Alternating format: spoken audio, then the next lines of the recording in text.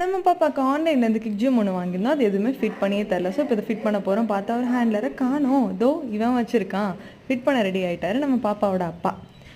So இது எங்கே வருது, மேலேயா கீழேயா ஒன்றும் புரியல. ஃபைனலாக கீழே வந்தால் தான் நல்லாயிருக்கும் அப்படின்னு நாங்கள் முடிவு பண்ணிட்டு மாட்ட ஆரம்பிச்சிட்டோம். 4 எட்ஜிலையுமே இந்த மாதிரி ஒரு இது கொடுத்துருந்தாங்க. ஆனால் அதை மாட்டுறதுக்கு உள்ளே நுழையவே இல்லை. அப்புறம் அந்தான்னு கண்டக்க முண்டக்க உருட்டி 4 பக்கமும் மாட்டியாச்சு. ஆர்ச் மாதிரி ஒன்று கொடுத்துருக்காங்க. அதில் பாப்பாவுக்கு தேவையான கிகிள்ஸ்லாம் நம்ம மாட்டி விட்டுக்கலாம். அந்த கிகிள்ஸ் கலர்ஸ்லாம் இது வந்து ஒரு 3 மந்த் பேபிக்கான ஒரு சூட்டபிளான ஒரு கிக் ஜிம் இது.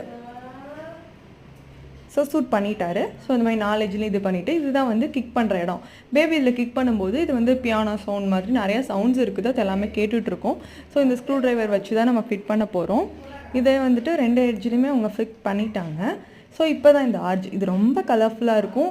பேபி கலர்ஸ் பார்க்க ஸ்டார்ட் பண்ணிட்டாங்கன்னா தாராளமாக இதை கண்டிப்பாக உங்கள் வீட்டு குட்டீஸ்க்கும் வாங்கி வச்சுக்கோங்க. இதை வந்துட்டு இந்த மாதிரி ஓப்பன் அண்ட் ஈஸியாக இருக்கிற ஒரு நாபாட்டம் தான் இருக்குது. ஃபஸ்ட்டு எப்படின்னு தெரியல, அதுக்கப்புறம் ஃபைனலாக பார்த்தோம், எங்களுக்குமே அது புரிஞ்சிருச்சு. ஸோ இதெல்லாம் டைட் பண்ணியாச்சு. இது சவுண்ட் அட்ஜஸ்ட்மெண்ட். இதோட லிங்க்கை வந்து நான் கமெண்ட்டில் ஷேர் பண்ணுறேன். பாய்.